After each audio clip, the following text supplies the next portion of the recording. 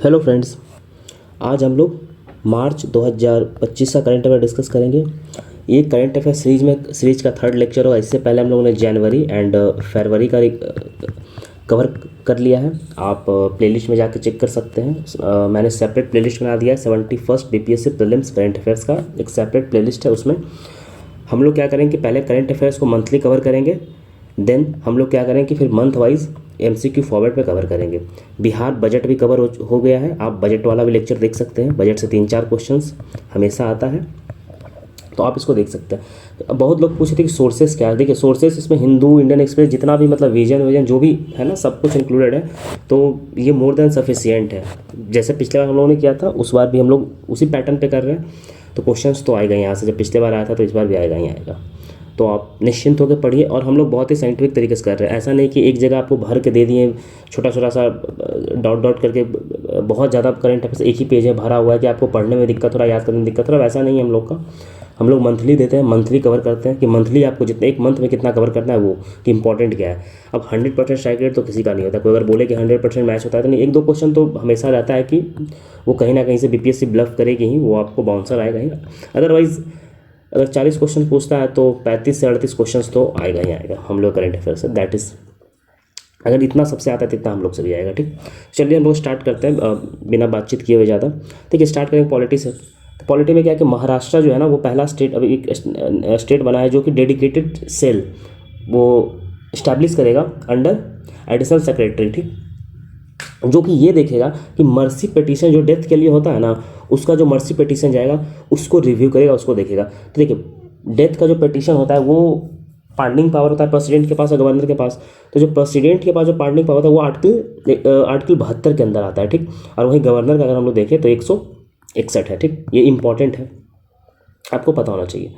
अभी हाल फिलहाल में लोकसभा और जो मेटी है, मतलब कि ministry of electronic and information, उन दोनों ने साथ मिलकर के संसद भाषणी एक इनिशिएटिव लॉन्च किया जो कि एआई पावर्ड है। जो उसमें क्या हुआ कि जो मल्टीलिंगुअल पार्लियामेंट में मान लीजिए कोई ऑपरेशन हो रहा है, कुछ भी चल रहा है, तो उसमें डिफरेंट लैंग्वेज में उसको पब्लिश किया जाएगा, उसके साथ किया जाएगा। ठीक, अभी हाल फिलहाल में जो माला बागीची जो है कलकत्ता हाई कोर्ट के जज थी, उनको सुप्रीम कोर्ट का सुप्रीम कोर्ट का जज अपॉइंट किया गया है। ठीक, अजय सेठ को नया फाइनेंस सेक्रेटरी अपॉइंट किया गया इंडिया का। बहुत इंपॉर्टेंट है, ध्यान रखिएगा। ये बीपीएससी ऐसा क्वेश्चन पूछती है। Supreme court of India dedicated that the right against disability. अब जो राइट अगेंस्ट डिसेबिलिटी है ना, इसको फंडामेंटल राइट बना दिया है सुप्रीम कोर्ट ने। तो ये इंपॉर्टेंट है, आपसे पूछ सकता है कि जो राइट अगेंस्ट डिसेबिलिटी भी रिसेंटली सुप्रीम कोर्ट क्या किया उसको, तो फंडामेंटल राइट्स बनाया है। ठीक, this is very very important. अभी हाल फिलहाल में जो दिल्ली है वो ई विधान एप्लीकेशन, मतलब कि पेपरलेस जो असेंबली होता है, लेजिस्लेटिव असेंबली होता है, उसको अडॉप्ट कर लिया है। ठीक, ये भी इंपॉर्टेंट है। बीपीएससी ऐसा क्वेश्चन पूछता है कि रिसेंटली कौन सा स्टेट क्या किया है, तो आपको ये पता होना चाहिए। आगे हम लोग आईआर देखते हैं, इंटरनेशनल रिलेशन। तो आईआर में अभी सबसे इंपॉर्टेंट क्या था कि इंटरनेशनल जो इंडियन ओशन रिम एसोसिएशन है, अभी उसका मीटिंग हुआ था 2025 में। ठीक, ये हर 2 साल पे होता है। तो इसका सेक्रेटेरिएट कहाँ हम लोग ये जानेंगे। तो सेक्रेटेरिएट है मॉरिशस में। इसमें कितने मेंबर हैं, तो इसमें मेंबर है 23। और जो इंडिया है, इंडिया जो है ये 2025 का जो चेयरमैनशिप है उसको, मतलब इंडिया के पास आया तो इंडिया उसको चेयरमैनशिप करेगा अगले 2 साल के लिए। It is very very important. इसको वीवीआई लगाइए, क्वेश्चन आ सकता है यहाँ से। ठीक, अब हम लोग देखते हैं कुछ कौन कौन से मेंबर्स होते हैं। तो वो देखिए, कुछ मेंबर्स होते हैं वो देख लेंगे हम लोग। जैसे इंडिया है, ओमान है, कीनिया है, तंजानिया है। मतलब देखिए, जो भी इंडियन ओशन से लगा ऐसे नेशन है ना, वो सारा इसके मेंबर हैं। तो ये इंपॉर्टेंट है। मेंबर आपको एक बार देख लीजिएगा कि जैसे सिंगापुर है, सेचल्स है, मॉरिशस है, साउथ अफ्रीका। तो इस टाइप से जो भी मेंबर्स है, ईरान है, तो ये सब मेंबर्स आप देख लीजिएगा। बस आपको ये याद रखना है कि इंडिया अभी इसका चेयरमैनशिप अभी इंडिया को मिला है, ये इंपॉर्टेंट है। अब देखिए, इंडिया मॉरिशस का रिलेशनशिप, इसको वीवीआई लगाइए क्योंकि मोदी जी वहाँ गए हैं और बहुत इंपॉर्टेंट है। अगर मालदीव्स के पर्सपेक्टिव में देखें तो मॉरिशस इंडिया के लिए बहुत इंपॉर्टेंट है। तो अभी जो मॉरिशस और इंडिया का रिलेशनशिप है उसको एलिवेट करके उसको स्ट्रैटेजिक पार्टनरशिप का दर्जा दे दिया गया मॉरिशस को। ठीक, नहीं, मोदी जी जब वहाँ गए थे, जब मॉरिशस गए थे, तो मोदी जी को the grand commander of the order of star award दिया गया, जो कि उस मॉरिशस का हाईएस्ट अवार्ड है। जैसे हाईएस्ट सिविलियन अवार्ड, जैसे हम लोग का भारत रत्न है ना, उसी तरीके से मॉरिशस का ये हाईएस्ट सिविलियन अवार्ड है। ठीक, गीत गवाई, मतलब जैसे गीत गाना होता है ना, जैसे बिहार का ट्रेडिशनल है कि आप शादी ब्याह में देखते हैं गीत गाया जाता है। तो वो जब मोदी जी का वेलकम हो रहा था ना, मतलब कि जब स्वागत हो रहा था, तो यही गीत गा करके मोदी जी का स्वागत किया गया था। ठीक, तो ये बहुत इंपॉर्टेंट है। इसके साथ साथ अभी एक Atal Bihari Vajpayee institute of public service and innovation, उसको इनॉग्रेट किया है मोदी जी। कहाँ, तो मॉरिशस में किया है, ये भी इंपॉर्टेंट है। और इंडिया जो नया पार्लियामेंट बिल्डिंग है मॉरिशस का, उसको बनाने में इंडिया मदद करेगा। वहीं पे एक महासागर इनिशिएटिव है, उसका भी मोदी जी ने जिक्र किया था। तो महासागर का एक सबसे पहले इंपॉर्टेंट तो क्या, इसका फुल फॉर्म आपको पता होना चाहिए कि mutual and holistic advancement for security and growth across region, ये इसका फुल फॉर्म है। Mutual and holistic advancement for security and growth across region, इसका जो फुल फॉर्म है। अब ये क्या है कि जैसे सागर जो था ना, सागर का एक्सटेंडेड वर्जन है। सागर जो था वो इमीडिएट नेबर्स के लिए था, तो जो महासागर है उसको बढ़ा करके जितने भी कंट्रीज़ हैं, अदर कंट्रीज़ में इसको इनिशिएट किया गया। ठीक, अभी रायसीना डायलॉग हुआ था, ये वीवीआई लगा, ये रायसीना डायलॉग बहुत इंपॉर्टेंट है, यहाँ से क्वेश्चन हमेशा आने का चांसेस रहता है। कहाँ होता है, तो ये न्यू दिल्ली में हुआ था। कौन करता है, तो ओआरएफ करता है, किसके साथ, तो एक्सटर्नल मिनिस्टर के साथ मिल करके करता है। अगर हम लोग थीम देखें कि थीम क्या था, तो थीम था ऐसा, कालचक्र पीपल पीस प्लैनेट, ये इसका थीम था। और चीफ गेस्ट कौन था, तो क्रिस्टोफर लुक्सन, जो कि न्यूजीलैंड के पीएम है। ठीक, अब ये बहुत इंपॉर्टेंट है, कालचक्र पीपल पीस एंड प्लैनेट, ये बहुत इंपॉर्टेंट है। ये मतलब समझिए कि ये अगर थीम नॉर्मली बीपीएससी क्या करते हैं ना, थीम वाइज क्वेश्चन पूछती है, इसका थीम क्या रहा था, उसका थीम क्या रहा था, तो इट इज़ वेरी इंपॉर्टेंट, आपको इसका थीम पता ही होना चाहिए। ठीक, नेक्स्ट देखते हैं स्क्वाड अलायंस। अब ये क्या है, इसमें US, Japan, Australia and Philippines, जैसे क्वाड है ना, उसी तरीके से ये भी है। तो इसमें फिलीपींस जो है अभी, फिलीपींस जो है वो बोला है इंडिया को भी इनवाइट किया था कि आप भी ज्वाइन कीजिए, इसलिए इंपॉर्टेंट है। 5 आई बस आपको ये पता है कौन कौन सा कंट्री है, तो यूएसए, यूके, कनाडा, ऑस्ट्रेलिया और न्यूजीलैंड, जो भी एंग्लोस्फीयर कंट्री है। एंग्लोस्फीयर कंट्रीज को बोलते हैं, मतलब एंग्लोस्फीयर कंट्री का मतलब जो इंग्लिश स्पीकिंग कंट्री है उसको एंग्लोस्फीयर कंट्री बोलते हैं। तो यही 5 देश है जिसमें 5 आइज का, 5 आइज में यही 5 कंट्री है। इंटेलिजेंस शेयर अलायंस है, तो ये बहुत इंपॉर्टेंट है, आपसे कंट्री पूछ सकता है। ठीक, आई थिंक पीवाईक्यू में भी ये क्वेश्चंस है, बीपीएससी ऐसा ये क्वेश्चंस पूछा भी है सर पीवाईक्यू में, आपको ये पीवाईक्यू में देखने को मिल जाएगा। ठीक, अब हम लोग वन लाइनर पे चलते हैं। तो ऑस्ट्रेलिया और इंडिया अभी साथ में आइडेंटिफाई किया है 4 एरिया, तो उसको क्या बोला है, सुपर हाईवे ऑफ ग्रोथ उसको बोला गया है। मान लीजिए क्वेश्चन आपसे आ जाएगा कि अभी सुपर हाईवे ऑफ ग्रोथ अभी इंडिया किसके साथ, किस कंट्री के साथ ऐसे आइडेंटिफाई किया, तो आपको ऑस्ट्रेलिया लगाना है। और इसमें क्या क्या 4 एरिया है, तो क्लीन एनर्जी पहला है, एजुकेशन है, स्किल है and agri business and tourism है। ठीक, ये 4 है, एजुकेशन एंड स्किल है, एग्री बिजनेस है एंड टूरिज्म है, ये 4 है। ठीक, तो ये आपको याद रखना है। ओटावा कन्वेंशन क्या है, तो ओटावा कन्वेंशन अभी जैसे ईरान का देख सकते हैं, अभी अदर कंट्री का जो वॉर चल रहा है इसराइल का, तो उसी के पर्सपेक्टिव में देखते हैं कि ओटावा कन्वेंशन क्या है कि compilation of provision of the use of stock piling, production, transfer of anti personal mines, मतलब उस रोक या फिर स्टॉक पाइलिंग, जो भी एंटी पर्सनल माइंस रहता है, जो भी डिस्ट्रक्शन के लिए, उन सब पे रोक लगाता है ये कन्वेंशन। हाल में ट्रंप जो है वो इंग्लिश को ऑफिशियल लैंग्वेज घोषित किया गया यूएसए का, बहुत इंपॉर्टेंट है। ट्रंप ने फिर से क्या किया है कि जो गोल्डन वीज़ा कार्ड है वो क्या किया है कि जो अगर आपको यूएस सिटीजन यूएस का वीज़ा चाहिए तो बोला है कि 5 मिलियन आप पैसा दीजिए आपको मिल जाएगा, मतलब पैसे पे वो वीज़ा दे रहा है। ठीक, कैपिटलिस्ट है तो ये सब तो करेगा ही। अभी इंडिया हाल में साइन किया यूएसए के साथ कल्चरल प्रॉपर्टी एग्रीमेंट, ये बहुत इंपॉर्टेंट है, आप इसको ध्यान रखिएगा। जो होता है ना कि इंडिया से जो भी एंटिक्विटीज़ होता है उसको स्मगलिंग करके यूएसए ले जाया जाता है, बेचा जाता है, तो उसी को रोकने के लिए। ठीक, न्यूतुम्बो नंदीवा नाम थोड़ा देख लीजिएगा, ये नामीबिया की पहली फीमेल प्रेसिडेंट बनी है, तो ये इंपॉर्टेंट है। नामीबिया की पहली फीमेल प्रेसिडेंट कौन बनी है, तो नेतुम्बो नंदी, ऐसे करके याद रखिए, नेतुम्बो नंदी करके ऐसे याद रखिएगा, थोड़ा हिंदी टाइप का है तो आपको याद हो जाएगा। UN chief announces UN80 initiative, अभी UN80 इनिशिएटिव अनाउंस किया गया है, कौन किया है, तो यूनाइटेड नेशन किया है। अब UN80 का क्या है, मतलब यूनाइटेड नेशन का 80 साल हो गया है। ठीक, तो इसी के उपलक्ष्य में इसको स्टार्ट किया गया कि कॉस्ट कटिंग, मतलब जो कॉस्ट कटिंग करेगा, कॉस्ट इफेक्टिव और इसको बनाएगा ऑर्गेनाइजेशन को। ठीक, देखिए नागोर्नो कराबाख ये हमेशा न्यूज़ में रहता है, ये आर्मेनिया और अजरबैजान का बॉर्डर है जहाँ पे इन लोगों का वॉर चलता है, तो ये हमेशा न्यूज़ में रहता है। ठीक, तो आपको ये बस पता होना चाहिए कि नागोर्नो कराबाख जो है वो किस 2 कंट्री के बीच में कन्फ्लिक्ट चलता है। ठीक, हाँ, अभी इंडोनेशिया जो है 9th कंट्री बन गया है ब्रिक्स का, ये बहुत इंपॉर्टेंट है, इसको आप याद रखिएगा। नेक्स्ट हम लोग देखते हैं राई, सौरू, अल्फ्रेड, ये 3 साइक्लोन आया था, कहाँ था, तो ऑस्ट्रेलिया में आया था। नेक्स्ट हम लोग देखते हैं कि स्टुअर्ट यंग, इनको नया प्राइम मिनिस्टर बने, कहा था, तो त्रिनाद टोबैगो का बने हैं। क्रिस्टी कॉन्वेंटी एक लेजेंडरी स्विमर है, मतलब कि जिम्बाब्वे की हैं, स्विमिंग करती थी, वो फर्स्ट फीमेल और पहला अफ्रीकन प्रेसिडेंट बनी, किसका, तो इंटरनेशनल ओलंपिक कमेटी का, बहुत बहुत इंपॉर्टेंट, वीवीआई लगाइए इसको, इसलिए मैंने इसको रेड में भी कर रखा है, आपको ये पता होना चाहिए। आगे हम लोग देखते हैं कि फ्रेंच लैंग्वेज डे मनाया गया 20 मार्च को, यूएन हाईलाइट इसको किया है। ये पूछ सकता है कि I educate myself therefore I act. ठीक, तो पूछ देगा यूएन 20 मार्च को कौन सा लैंग्वेज डे मनाया था, इस टाइप से। ठीक, हम लोग रिपोर्ट एंड इंडिसेस देखते हैं, वेरी वेरी इंपॉर्टेंट। तो देखिए हुरून ग्लोबल रिच लिस्ट निकालता है, हुरून ही निकालता है। तो इसमें क्या है कि सबसे ज़्यादा बिलियनियर कहाँ है, तो यूएस में, फिर चाइना में, फिर इंडिया में। इंडिया में कितना है, 284। इंडिया में 284 बिलियनियर है, ठीक। टॉप पे कौन है, तो एलन मस्क है। इंडिया में टॉप पे कौन है, तो मुकेश अंबानी है, ठीक। इसमें एक चीज़ और इंपॉर्टेंट क्या था, एचसीएल टेक्नोलॉजी जो है, उनका जो चेयरमैन है रोशनी नडार, वो पहली इंडियन वुमेन बनी है जो कि टॉप 10 फीमेल बिलियनियर में लिस्ट में आई है। मतलब टॉप 10 जो महिलाओं का जो बिलियनियर लिस्ट होता है ना, उसमें रोशनी नडार पहली भारतीय महिला है जो कि उसमें शामिल किया गया। तो ये बहुत ही इंपॉर्टेंट है, आपको ये पता होना चाहिए और याद भी होना चाहिए। वर्ल्ड हैप्पीनेस रिपोर्ट में इंडिया का रैंक क्या है, तो इंडिया का रैंक है 118, ठीक। इसको निकालता कौन है, तो वेलबिंग रिसर्च सेंटर निकालता है। टॉप कौन किया, तो डेनमार्क टॉप किया है। लास्ट कौन है, तो अफगानिस्तान है, ठीक। पिछले साल इंडिया का रैंक क्या था, तो 126। इस साल रैंक क्या है, तो 118 है। पिछले साल कितना था, तो 126 था। 126 से इंप्रूव होकर 118 हुआ है। इसको टॉप कौन किया, तो फिनलैंड किया है, ठीक। ये सब इंपॉर्टेंट है। इसको निकालता कौन है, तो वेलबिंग रिसर्च सेंटर। ये आपको इतना याद होना चाहिए। वर्ल्ड क्वालिटी रिपोर्ट, ये बहुत इंपॉर्टेंट है, निकालता कौन है, तो स्विस एयर निकालती है, ठीक।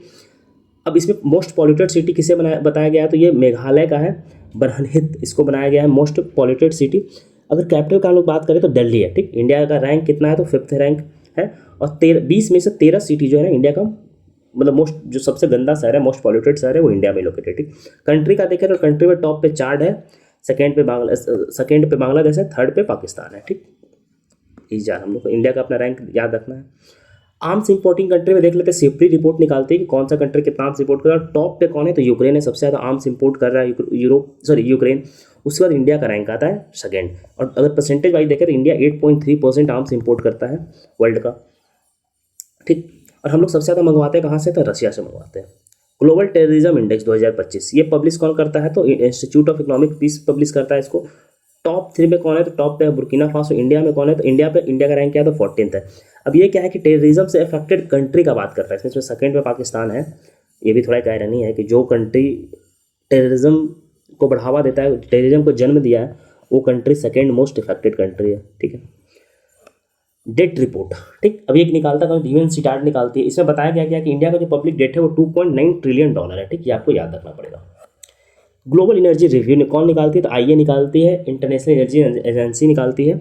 अब उतना नहीं कि क्या है उसमें, बस आप ये याद है कि कौन निकालती है। Free speech index, the future of free speech निकालता है इसको, ठीक। टॉप पे कौन है, तो नॉर्वे है। एंड इंडिया का रैंक क्या है, तो 24 है, ठीक। क्लाइमेट स्टेट रिपोर्ट कौन निकालता है, तो वर्ल्ड मेट्रोलॉजिकल ऑर्गेनाइजेशन निकालता है। रिपोर्ट एंड इंडिसेस खत्म हो गया। अब हम लोग आते हैं इकोनॉमिक सेक्शन में। हम लोग इकोनॉमी में देखते हैं। अब देखिए प्रायोरिटी सेक्टर लैंडिंग, अब प्रायोरिटी सेक्टर लैंडिंग न्यूज में था और इसका कुछ क्राइटेरिया भी चेंज किया गया। तो हो सकता है कि आपसे प्रायोरिटी सेक्टर लैंडिंग में आपका स्टैटिक से ही क्वेश्चन आ जाए। बीपीएससी टाइप से क्वेश्चन पूछती है, स्टैटिक में ही पूछते। तो प्रायोरिटी सेक्टर लैंडिंग जो है वो कहाँ से आता है, तो ये आरबीआई जारी करता है। बेसिकली बैंकिंग रेगुलेशन एक्ट 1949 से पावर आरबीआई को मिलता है। इसमें मतलब किस किस पे या प्रायोरिटी सेक्टर लैंडिंग जो ये एप्लीकेबल होता है, तो जैसे आप देख सकते हैं कि कॉमर्शियल बैंक पे एप्लीकेबल होता है, स्मॉल फाइनेंस पे होता है, लोकल एरिया पे होता है, कोऑपरेटिव बैंक पे होता है, इन सब पे होता है, ठीक। अब पीएसएल में बोलते हैं किसको हाउसिंग को बोलते हैं, मतलब अब से एजुकेशन के लिए लोन दे रही है कोई बैंक दे रही है, तो वो अपना दिखा सकती है कि हम प्राइवेट सेक्टर लैंडिंग कर रहे हैं, ठीक। तो 40% कॉमर्शियल बैंक को लोन देना होता है और वहीं पे फाइनेंस को 75% देना होता है। बाकी ये सब प्राइवेट सेक्टर लैंडिंग में आता है। एग्रीकल्चर हो गया, एजुकेशन हो गया, एक्सपोर्ट क्रेडिट, मतलब इन सब में बैंक को लोन देना ही देना है, ठीक। ये होता है। अभी एनबीएफसी और हाउसिंग फाइनेंस कंपनी जो है वो ऑन लैंडिंग का बात कर रही है, किसमें, तो वो प्रायोरिटी सेक्टर लैंडिंग में, ठीक। जैसे मान लीजिए कि एनबीएफसी इसका लोन लेकर के एनबीएफसी देती है उस जगह पे, तो उसको ऑन लैंडिंग बोलते हैं। तो उसको पीएसएल में इंक्लूड करने का बात चल रहा है, ठीक। उसके साथ साथ सिक्योरिटाइजेशन नॉर्म्स अपडेटेड इंक्लूडिंग। अब ये क्या है कि एनबीएफसी में जिसको पता है गोल्ड बैक लोन्स होता है, उसका सिक्योरिटाइजेशन नॉर्म को अपडेट कर दिया गया, ठीक। ये सब इंपॉर्टेंट है। वही जैसे अब क्या है कि प्रायोरिटी सेक्टर लैंडिंग का जो सर्टिफिकेट है उसको ट्रेड कर सकते हैं। मान लीजिए कोई बैंक है, ये बैंक है ए और ये बैंक है बी। तो मान लीजिए कि ए बैंक जो है और ये बी बैंक है, तो ये बी जो बैंक है वो प्रायोरिटी सेक्टर लैंडिंग का जो नॉर्म्स है वो फुलफिल नहीं कर पाया, लेकिन जो ए है वो एक्स्ट्रा कर दिया है, तो ये इसका जो एक्स्ट्रा होगा ये इसको ट्रांसफर कर देगा। तो यही है रेमिटेंसेस टू इंडिया। अब हम लोग देखते हैं इंडिया में रेमिटेंसेस सबसे ज़्यादा कहाँ से आता है, तो यूएस से आता है। इस साल अभी यूएस टॉप कर गया, सबसे ज़्यादा यूएस से आने लगा। पहले यूएई था, अब टॉप करके यूएस हो गया। कितना है, तो 118.7 बिलियन डॉलर है, ठीक। ये बहुत इंपॉर्टेंट है। देश का नाम आप याद रखिएगा, कहाँ से आता है सबसे ज़्यादा, तो यूएस से। और किस स्टेट में आता है, तो किस स्टेट में आता है, तो महाराष्ट्र में आता है। आपको महाराष्ट्र भी याद रखना है, महाराष्ट्र में सबसे ज़्यादा आता है, ठीक। आगे हम लोग चलते हैं। अब इंडिया जो है वो बिकमिंग हाई इनकम इकोनॉमी बनने के कगार पे है। तो वो ऐसा बोला गया है कि अगर इंडिया 7.8% से लगातार ग्रो करते रहेगा नेक्स्ट 22 साल, तो इंडिया 2047 तक हाई इनकम कंट्री बन जाएगा। ये कौन बोल रहा है? ये कह रहा है वर्ल्ड बैंक, एक रिपोर्ट रिलीज किया उसमें, ठीक। IRCTC और इंडियन रेलवे फाइनेंस कॉर्पोरेशन है, उसको नवरत्न में डाल दिया गया, होता ना मिनी रत्न, नवरत्न, ये सब उसमें डाल दिया गया है। भारत जो है मिल का टॉप प्रोड्यूसर है, 239 मिलियन मैट्रिक टन प्रोड्यूस किया है, ठीक। हम लोग इन्वायरमेंट पे देख लेते हैं। डॉल्फिन्स, अब डॉल्फिन्स का पॉपुलेशन एस्टिमेट किया गया कितना, तो 6327 करोड़। इसको VVI लगाइए, VVI लगाइए। डॉल्फिन से क्वेश्चन पूछा गया है, फिर से पूछ देगा। सबसे ज़्यादा डॉल्फिन्स कहाँ है? तो उत्तर प्रदेश में है। बिहार में वहीं कितना है? तो बिहार में है 2220 डॉल्फिन बिहार में है। अगर हम लोग कंजर्वेशन स्टेटस देखें तो IUCN में क्या है? तो इंडेंजर है। वाइल्ड लाइफ प्रोटेक्शन एक्ट में इसको शेड्यूल 1 में रखा गया है। वहीं पर अगर साइट्स में देखें तो हम लोग अपेंडिक्स 1 में ही आता है, ठीक। गैंगेटिक डॉल्फिन को हम लोग सुसुई बोलते हैं, क्यों? क्योंकि वो फ्रेश वाटर में रहता है और ये मतलब ये ब्लाइंड होता है, तो ये ना जब मूव करता है ना वो एक साउंड निकालता है, इसलिए उसको हम लोग सुसु बोलते हैं, ठीक। और वो हंट कैसे करता है? तो वो अल्ट्रासोनिक साउंड इमिट करके वो हंट करता है, ठीक। वन लाइनर्स हम लोग देख लेते हैं एनवायरमेंट। तो माधव नेशनल पार्क कहाँ है? तो MP में है। वो भारत का 58वां टाइगर रिजर्व बन गया है, बहुत इंपॉर्टेंट है। ओजोखुल ग्लेशियर, ये कहाँ है? तो आइलैंड में, ठीक। पहला ग्लेशियर बना है ऑफिशियली, जो कि क्लाइमेट चेंज के कारण इसको डेड डिक्लेयर कर दिया गया। Very very important. ओजोखुल ग्लेशियर जो है पहला ग्लेशियर बना है जो कि डेड घोषित कर दिया गया। क्यों? तो क्लाइमेट चेंज के कारण। ये है कहाँ? तो आइसलैंड में, बहुत इंपॉर्टेंट है, इसको VVI लगाइए। वहीं अहमदाबाद म्यूनिसिपल कॉर्पोरेशन पहला अर्बन लोकल बॉडी बन गया जो कि क्लाइमेट चैप्टर डालेगा बजट में सेपरेट, ठीक। बहुत इंपॉर्टेंट है इसको। हम लोग देखते हैं 2 नया स्पेसिस, जंपिंग स्पाइडर का 2 नया स्पेसिस सहेंद्री वाइल्ड लाइफ सेंचुरी जो कि केरला में है, वहां पे मिला। ये बहुत बहुत इंपॉर्टेंट है, इसको VVI लगाए। BPSC ऐसा क्वेश्चन पूछता है। देखिए जो नेशनल वाइल्ड लाइफ का जो मीटिंग होता है ये कौन चेयर करता है? तो ये बेसिकली इसका जो चेयरमैन होते हैं वो PM होते हैं। नेशनल वाइल्ड लाइफ जो होता है बाई डिफॉल्ट PM होते हैं। तो ये कहाँ अभी ये मीटिंग किस जगह चेयर किया गया था? तो ये गिर जो नेशनल पार्क है, जो शासन गिर नेशनल पार्क है, वहाँ किया गया था वर्ल्ड वाइल्ड लाइफ डे पर। और वर्ल्ड वाइल्ड लाइफ डे कब मनाया जाता है ये आप कमेंट करके बताइएगा। वर्ल्ड वाइल्ड लाइफ डे कब मनाया जाता है? You should comment on this in comment section.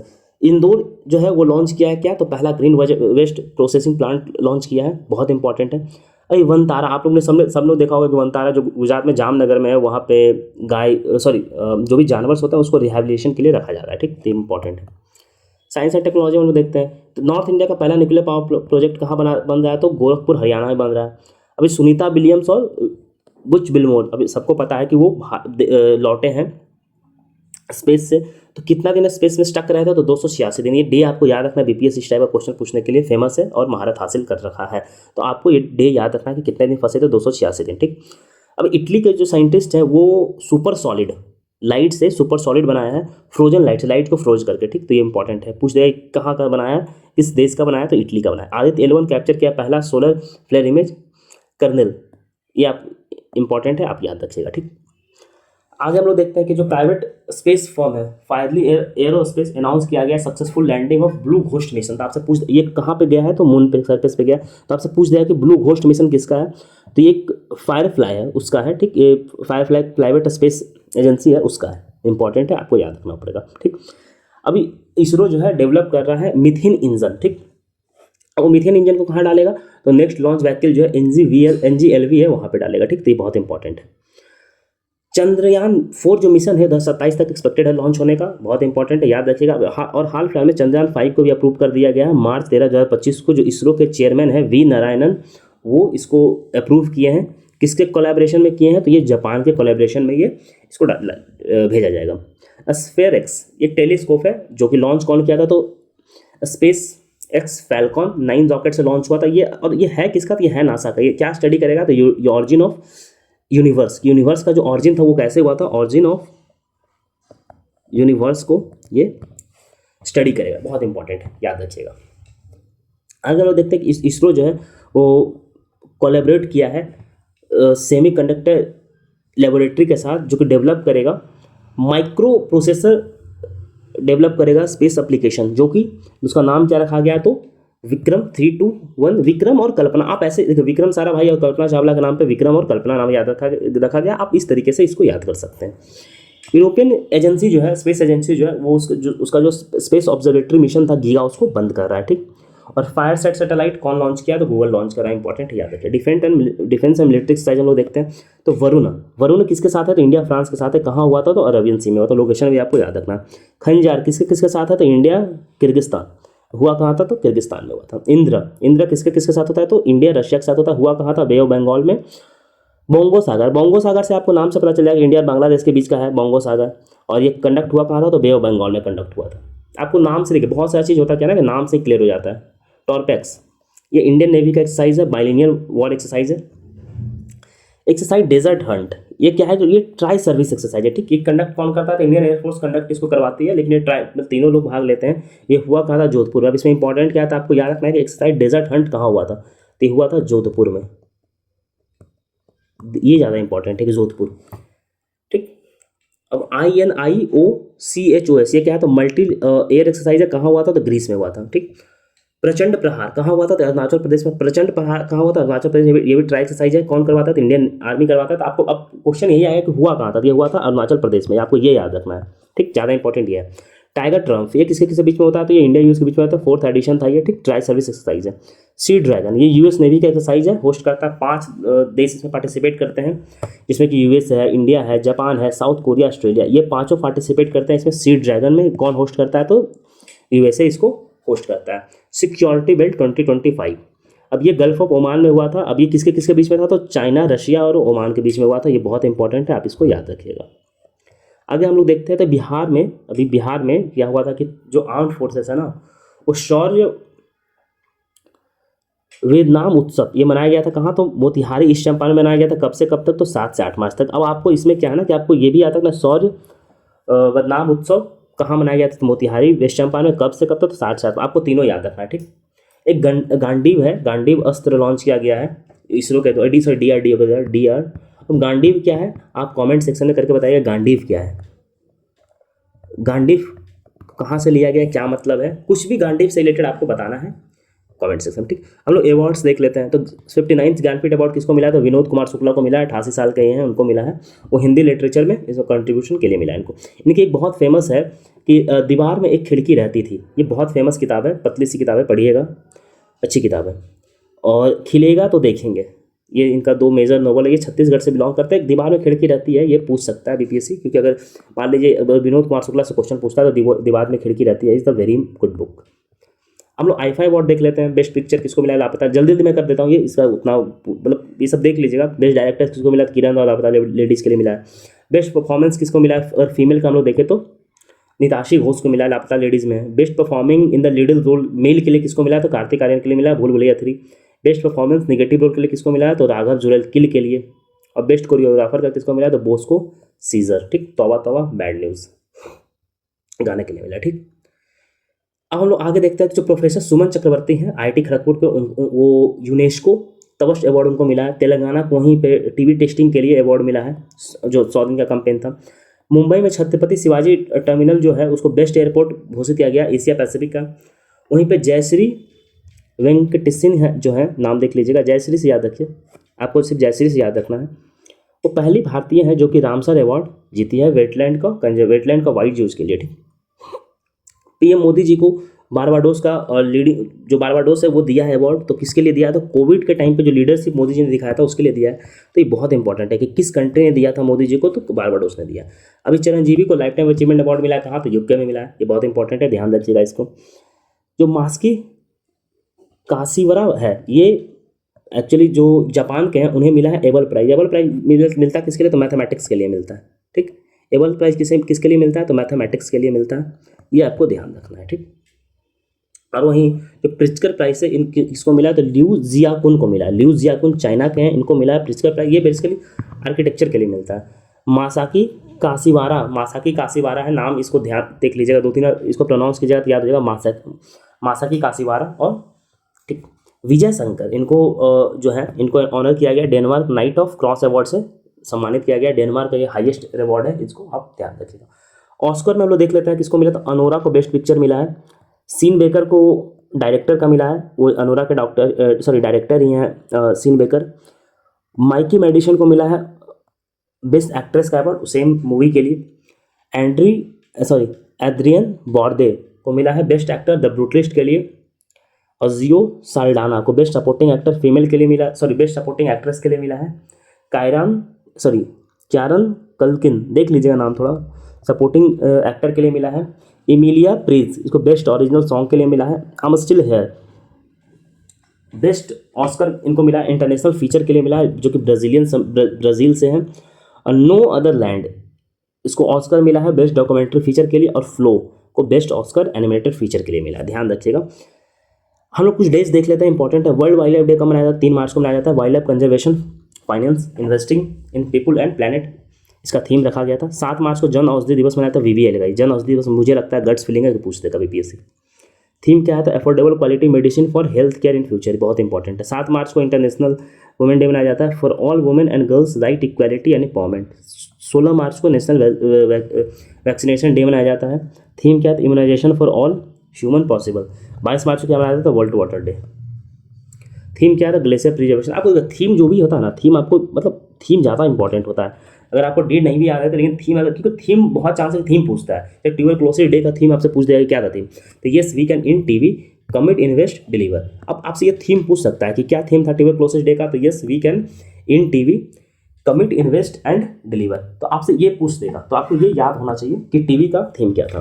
ठीक, अब हम लोग मिसलिनियस में आ जाते हैं। मिसलिनियस में आने से पहले एक चीज़ हम लोग बता देते हैं कि हम लोग जो करंट अफेयर्स का जो हम लोग का जो बैच चल रहा है, उसमें हम लोग लाइव डिस्कशन भी करेंगे। अभी तो मैंने ये लेक्चर तो हम ले ही रहे हैं, ये लेक्चर तो आपको देखना है। इसके अलावा हम लोग लाइव डिस्कशन में क्या करेंगे कि आप प्रश्न पूछिएगा, हम आपसे पूछेंगे, सब लोग ग्रुप डिस्कशन टाइप से होगा। और फिर और वो ऐसे होता है कि आपको टारगेट दिया जाएगा। टारगेट मान लीजिए कि आपको दिया गया कि जनवरी 2025 का करंट अफेयर्स आपको आज याद करके आना है रात में, तो आप याद करके आइएगा। और रात में Zoom/Meet पे डिस्कशन होता है, और वहाँ पे क्या होता है कि आप भी डिस्कशन में पार्टिसिपेट करें, आप भी बता रहे, हम भी बता रहे, तो उसमें याद हो जाता है सब लोगों को। ठीक, तो हम लोग वो भी करेंगे। ठीक, बाकी आपको PDF तो टेलीग्राम पे मिल ही जाएगा, तो टेलीग्राम से आप जुड़िए। टेलीग्राम का लिंक आपको टेलीग्राम का लिंक आपको कमेंट बॉक्स में मिल जाएगा, और इसके साथ साथ डिस्क्रिप्शन में भी मिल जाएगा। तो आप टेलीग्राम का लिंक वहाँ से जुड़िए। और हम लोग MCQ भी डाल रहे हैं टेलीग्राम पे करंट अफेयर्स का, वो भी प्रैक्टिस कीजिए। वो सब बहुत ही highly relevant MCQ direct question आपको वहाँ से देखने को मिल सकता है। इसके साथ साथ जो करंट अफेयर्स का जो हम लोग का बैच चल रहा है, वो आप जरूर ज्वाइन कीजिए उस बैच को, क्योंकि आपका करंट अफेयर्स वहाँ से कंप्लीट हो जाएगा। हम लोग सारे सोर्सेज को फॉलो कर रहे हैं, करंट अफेयर्स आपका बचेगा नहीं, इतना आप मान के चलिए। और सिर्फ हम लोग दे नहीं रहे, हम लोग याद करवा रहे हैं, क्योंकि हम लोग काम रिजल्ट के लिए करते हैं, बस खाना पूर्ति नहीं करते हैं। ठीक, अब हम लोग आगे देखते हैं। असम गवर्नमेंट जो है वो रतन टाटा का आप सबको पता हो कि उनका देहांत हुआ, तो उन्हीं के रिस्पेक्ट में रतन टाटा इलेक्ट्रॉनिक सिटी जो कि जागीरोड है, उसको नाम से बदल करके करेगा। तो आपको ये याद रखना है कि ये नाम याद रखना है, जागीरोड को बदल करके। Stumped life behind and beyond 22 yards, ये किसका ऑटोग्राफी है? तो सैयद किरामनी का ऑटोबायोग्राफी। ये बेसिकल विकेट कीपर थे। ठीक, कैलाश सत्यार्थी का एक ऑटोग्राफी अभी लिखे इन्होंने, ऑटोबायोग्राफी। दिया सलाई बहुत इंपॉर्टेंट है, आप VVI लगाइए। कैलाश सत्यार्थी से क्वेश्चन पूछा जा सकता है, VVI लगाइए। ठीक, हेमकुंड साहिब गोविंद रोपवे, अभी उत्तराखंड में अभी 2 रोपवे बना है, हेमकुंड साहिब और गोविंद घाट रोपवे, मोदी जी इनको इनॉग्रेट किए थे। पंजाब गवर्नमेंट लॉन्च किया है प्रोजेक्ट हिफाजत, बहुत इंपॉर्टेंट है वुमेन सेफ्टी के लिए। नॉर्थ इंडिया का, ये तो हम लोग देख ही लिए थे ऊपर। इंडिया का फर्स्ट पीस सेंटर कहाँ? गुड़गांव, ये हम लोग पहले देख चुके हैं। PM युवा, ये क्या है कि जो 30 साल से कम के युवा है ना, उसको प्रमोट करेगा क्या? तो रीडिंग राइटिंग, ये सब मतलब बुक का कल्चर डेवलप करने का, कि आप बुक लिखिए, राइटिंग कीजिए, राइटर बनिए, इस टाइप का चीज़ किया जाएगा। कौन लॉन्च किया? तो मिनिस्ट्री ऑफ एजुकेशन किया, बहुत इंपॉर्टेंट है, इसको ध्यान रखिएगा। देखिए मेट्रॉइट अभी गिरा है, कहाँ गिरा है? तो भीड़ एक गाँव का नाम है महाराष्ट्र में, वहाँ गिरा। ये बहुत इंपॉर्टेंट है, याद रखिएगा इसको। आगे हम लोग देखते हैं कि गोपिका गोविंद फर्स्ट ट्राइबल वुमेन बनी है from Kerala to become air hostess. ये भी इंपॉर्टेंट है, ध्यान रखिएगा इसको। अभी इंडिया का जो टेंटेटिव लिस्ट है ना, यूनेस्को में, उसमें यूनेस्को का जो वर्ल्ड हेरिटेज सेंटर है, उसमें 6 साइट्स को ऐड किया गया है। कौन कौन 6 साइट्स है? तो मुदुमुलई, ये तेलंगाना में है। कांगर वैली नेशनल पार्क कहाँ है? तो छत्तीसगढ़ में। अशोकन एडिट साइट कहाँ है? तो जो मल्टीपल है उसको एडिट किया गया। 64 योनि टेम्पल है, उसको मध्य प्रदेश का है, वहाँ पर उसको इंक्लूड किया गया है। वहीं पे गुप्ता टेम्पल जो कि उसको डाला गया है। ठीक, केरला फर्स्ट स्टेट बना है जो कि स्टैब्लिश किया सीनियर सिटीजन कमीशन।